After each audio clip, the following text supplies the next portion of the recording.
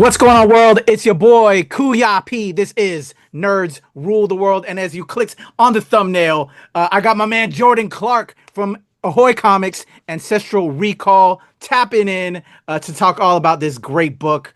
I think it's super dope. There's just so many layers here, Jordan. Thank you for your time today. Number one, I'm sorry, I'm getting right into business.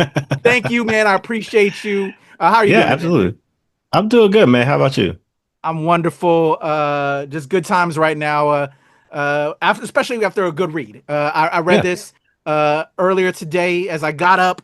I was like, man, let me get some reading in and All read right. this in prep. And man, was I delighted, dude. Um, it speaks to me as a fellow comics creator. Just all the layers here. When did this idea come to you? When did this first germ hit your head and made you put pen to pad or fingers to keyboard to put down Ancestral Recall? So I was fortunate enough to be a part of the inaugural Milestone Initiative group at DC Salute. Comics. And so one of the parts of that was they brought us out to the DC headquarters and we were, able to meet, obviously like Reggie and Dennis and like a bunch of other influential Milestone people. But they also had us do these group workshops together. And so one of the people I was in the workshop with was Atagun İlhan, who was the artist on this book, which is kind of just like a little bit of just like, wow, like to think back to that time and then to see where both of us are now is really cool. But also, they had us do a villain and hero kind of like workshop situation. And so like, it was a group of four, so they would choose one hero and one villain. So they chose the villain that I did. But the hero that I made was very similar to Melvin in this book. And that was somebody who was able to channel Black history as a superpower. And they were kind of like a weird person that maybe wasn't like, super typical for a protagonist, but I kind of wanted to meld some of those ideas together. So that's really where it started coming together. And, since then I kind of started putting those pieces around it until it is what you see today. I love that. Shout out to the whole milestone program, Reggie, Dennis. I love those guys. And Yeah. I was tracking because my boy Greg Burnham was a part of that Hmm. collective. I'm sure you know my man Greg, Oh just yeah. amazing talent. And yeah, I was peeping all of that. So you and Atagun met and you formed this character. Black history is a superpower, man. As a person of color, I think we know. I think it's like a thing we already know within our own cultures, right? Yeah. The power of history and learning from the Hmm. past. And just to now have that in a superhero form is super dope. Yeah. So you and Atagun, you link up. So tell me about, all right, you guys made this match in heaven, right? You formulated that, but now taking it from that milestone initiative to now this collaboration and forming it into Ancestral Recall under Ahoy. Yeah, so we were able to link up, a year or two later after that. And, Ahoy was kind of this wonderful place, that was there for us to get into because Darren Bennett, who does a lot of stuff with animal design, was there at the time. And he was just kind of asking me, oh, like I'm at Ahoy, they're doing some things. They're always looking for some new books, new projects. Do you have anything? And so I kind of soft pitched him Ancestral Recall. Like I didn't have it like all the way formed yet, but I was like, I'm working on this. And so, he brought me in, and then Adigan was finishing up his MFA at Syracuse University, where Tom Peyer, who is the one of the heads of Ahoy Comics, is also at. So it was like we were both kind of on two sides of Ahoy, like coming together. Um, but yeah, I mean, it's been really cool to be here now, just because I think, one, like I said, Ahoy is a place that really has been behind the book and pushing the book. And specifically when you have an independent project, like that's one of the most important things is to have a publisher that's like 1,000% behind what you're doing, just because, you're finding a lot of uphill battles, in different spaces. And so they've been great about, trying to get us in front of as many people as possible. But also it's our own creator own thing, right? Like me and Adigan conceived this, we got to put it together. And so, for us, it's like getting to work, at DC and, some other places is always a lot of fun, but getting to put out your own like 100% original idea, is a whole other feeling. So I think we're both kind of riding high right now. I love that, dude. I love that for you guys. That's awesome. So you hit him up, right? So it was like Yeah. meant to happen. They like you were Yeah. working on one side with Ahoy, he was working on one side. So like, okay, we got it. We got Ahoy down. Like, so now we got to put it on wax. What was Hmm. like, okay, we need to drop this pitch. Well, they're already you already pitched it to him, right? Yeah. Like, is it going to be an ongoing? Is it going to be 5 issue run, which this is going to be? Tell me Yeah. about that process. You know, as creatives, right? It's all about the process, and Yeah. we're always learning from each other on how we getting it done. Like, did you already formulate this first issue in mind? Because the pacing, everything you rocked in this first issue instantly grabs you. Again, I got to give you all kudos. The artwork, Appreciate it. everything is amazing.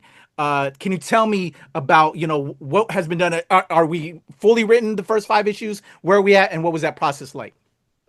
Yeah, I mean, coming into it, I think I had a little bit of, the timeline figured out. I always do, a bit of a rough outline in terms of like trying to figure out where the story's going to go because I, want to know where do we end so we can kind of build things up to that point.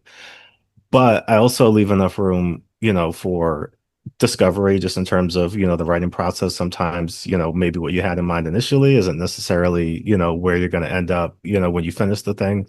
But also just in the collaborative process between me and Adigan. Like Adigan added a number of just wonderful things, not only in this first issue, but throughout the series in terms of like Petunia the panda, who's the pet panda in there, was 100% his idea, and he just kind of dropped it in, and I was like, "This is great! Like, let's figure out ways to use this in the story going forward." So a lot of what you see in the first issue is stuff that I had in mind, but as we went along, I definitely did some slight tweaks here and there, just because, again, as you build things out, life is happening around you, creatively, different things are kind of affecting you, and so I think what I enjoy most about the first issue is that, like you said, like you just kind of you're dropped in, and you don't necessarily have to have even like a deep knowledge of Black history in and of itself, because a lot of the work that we're trying to do is introduce you to people that maybe you had no idea existed before. So it's not even like you need to be, a history major to understand all of the things that are going on. A lot of it's just like this intuitive ride. So yeah, I think this issue is a really great introduction to what we're trying to do. And as we went along, we really, I think, got more and more bold with it, because I think after the first issue, we were like, oh, this works. So like, what can we do to just make it bigger and bigger as the story goes on? I love that, dude. I was just smiling ear to ear. As again, I'm a comics guy. I'm a history guy, especially a person of color. So like seeing Davis quote, right? Seeing Hmm. Marlowe, the real Marlowe, like Yeah, talking Marcel, like bro, like I was I was feeling, and just the whole concept. You're yeah, layering all these concepts, and my man's talking in mumbles, but and then you have like this asterisk to what he's really saying. I was loving all of these kind of weird, crazy features to this. As a writer, as a creative, so you have it's 5 issues, but there's so much richness, and again, a kudos to you as a writer. thank you. I'm curious the homework you did. And I think when we spoke the other day, you're a teacher, so I'm curious if that maybe plays into it. You already have like existing knowledge base, if you will, to pull from. But just the fun of that, I Hmm. love that. And like you were saying, whether you coming in as a novice or you have history like myself, and you're just smiling because you're seeing that representation. Uh, can you tell me again, process wise, in regards to those like little anecdotes, and did it take you some research, like when you did the milestone, and now we're doing it now?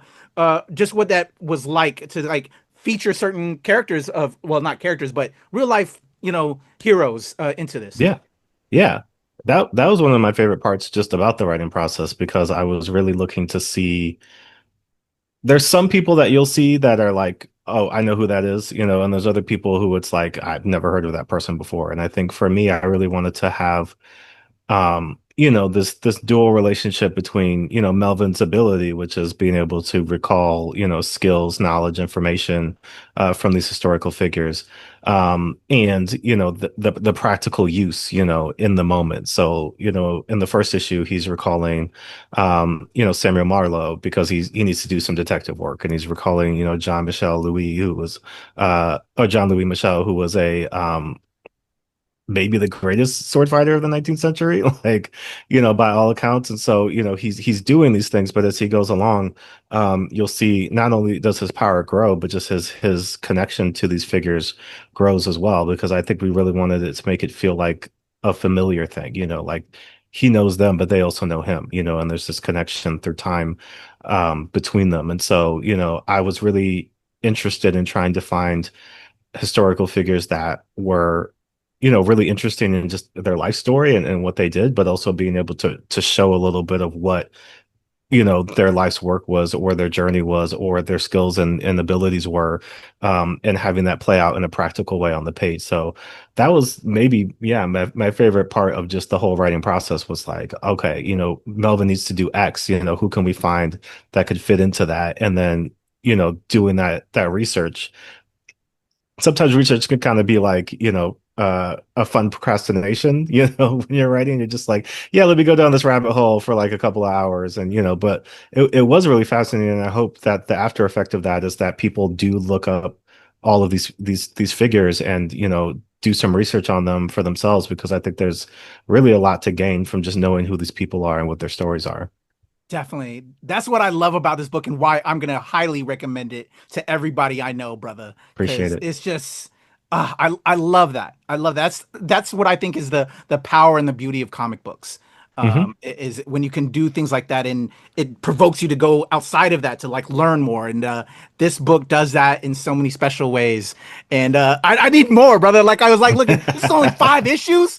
Damn it, man, I need more, like already. And as a filmmaker, I'm like already creatively inspired. Like we need to get, I need to talk to some of my producer friends and like we need to make this happen because this is dope. This is dope, brother. Hey, let me know. Let me know. Let's go. We'll reach out. We'll reach out. So, can we talk about, so we have this idea. We have this guy who has the power of Black history. Can we talk about creating this character, the Mhm. wife, and this unlikely to him, like assistant in Yeah. the one with the panda, Marin, I think was her name. Yeah. Mhm. Yeah, can we talk about that and working with Atagun and getting like the visuals, figuring out the Yeah. design of what we wanted these characters to look like?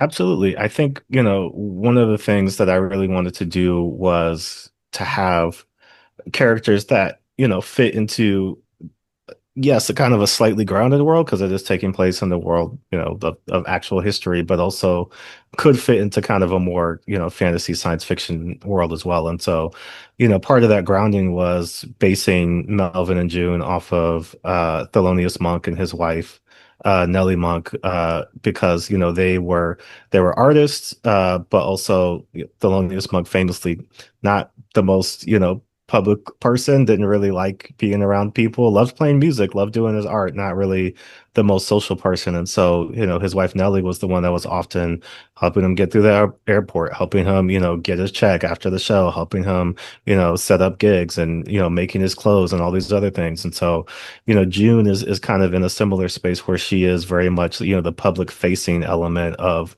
Melvin's work and a lot of the things that he does. Marion is also that she's kind of, the flip side of Melvin because she loves people. She loves talking. She loves being, around people and kind of investigating things. And so, once June disappears, Melvin and Marion are kind of forced together to do, this whole adventure and mystery, but you're kind of getting both sides because even though there's a little bit not I wouldn't even call it tension but just general friction because of their personalities, you'll see over the series kind of how they kind of meld together to form this really great team. So I think that was again another really fun part of writing the story. And even for Adigan, him being able to develop multiple versions of these characters. They're going into the future, they're in the present, just visualizing Melvin's powers, was something really cool that Adigan was able to do in terms of, being able to show both, historical figure and Melvin in action. And even when we get into the future, there's a lot of crazy stuff with, a sentient corporation and like robot dogs and all kinds of just like insanity. So it was a lot of fun creating the visual world of it, alongside Adigan, and then also creating kind of that interior world of the characters and their relationships. Well, super dope. Again, kudos on the job y'all did because it's got me vibing and inspired as a creative as well, dude. So props to you both. Let me remind everybody again, it's in stores right now. Issue 1. We have 5 issues in total from AHOY Comics. Reach out to your LCS at your local comic shop. Tell them you want that pulled. Put it into your pull box and subscribe. Let them know so we can get more. And with that being said, so it's 5 issues. I don't know if you've fully fleshed them all out yet, but is there any glimpse or is there already demand from people saying, hey, I've seen a lot of positive reviews as well online, Jordan. Yeah. Do you have stories outside of this if we're not, if it's not all wrapped up in a bow that we can still continue? Because I think there's some great characters in here. I have in my mind, and me and Atagun have talked about like, okay, so issue 6, issue 7, issue 8, like what does that look like? How do you push things forward?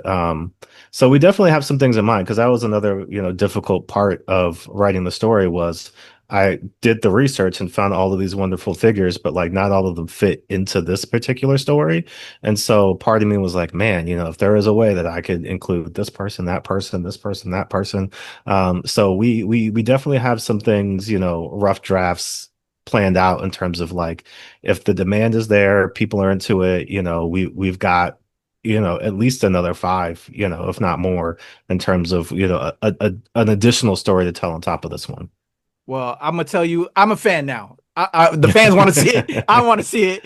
I'm just already, like I said, inspired, and I see even bigger, better things. Not better, but just large. I want to see it as a film. I want to see it. I'm gonna be straight up, or maybe even a TV series. Sometimes the TV series gives you a little bit more room to play with, right? Yeah, like yeah. Prime or Netflix. Let it live a little bit longer. Have more fun.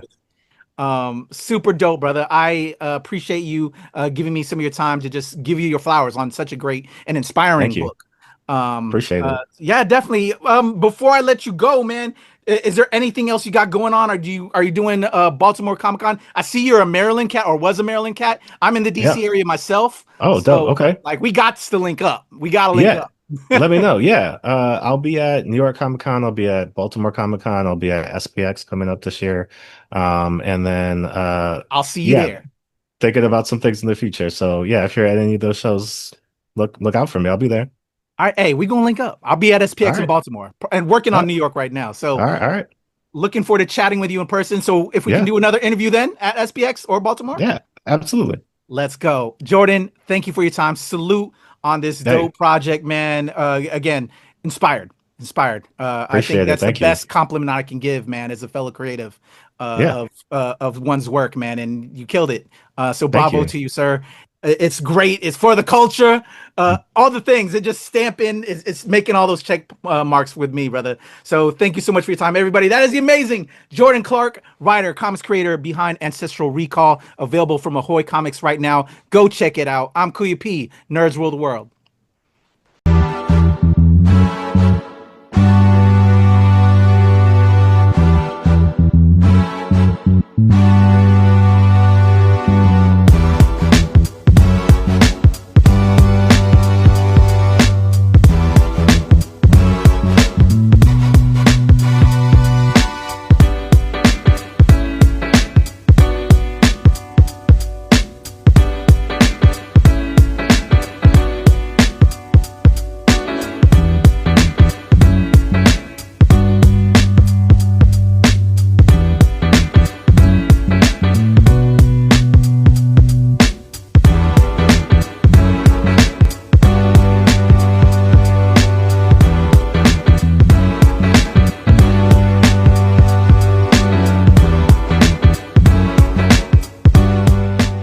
Nerds rule the world.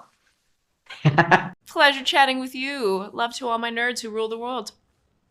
Yeah. Nerds rule the world. Yes, we do. Thanks. Nerds rule the world. Thank you. I love the nerds ruling the world. So more power to you. Patrick, what up, man? And yes, they do. Nerds rule the world, kid. Yes, sir. Thank you. Awesome. KUYA P, Nerds Rule the World. Hello. Yes, they do. Yes. Oh, Nerds Rule the World. I got It's in the title of your show, like Nerds Rule the World. Like, I want more Black weirdos on screen, and I don't feel like we ever get to see that very much. Thank you so much. Nerds do rule the world. Yes. Thank you. Thank you, Nerds Rule. Love it. Hello, Sarah. Hello, Julian. Rock on. I love it. Thank you so much. It's good to see you. I love Nerds Rule the World. But yeah, there's a heavy nerd component, man. Yeah. And at the end of the day, if you ask me, nerds rule the world. So Absolutely. And you're right, nerds do rule the world. We're just the best. Yes. Thank you, ladies. so much. Yes. Thank you, guys. Bye. It's your boy KUYA P. Nerds rule the world. Thank you so much, guys. I appreciate you. do. They rule the world, all right. Yes. Take care, Tony. Thank you, guys. Recording. Here we go. In a 1, 2, 3.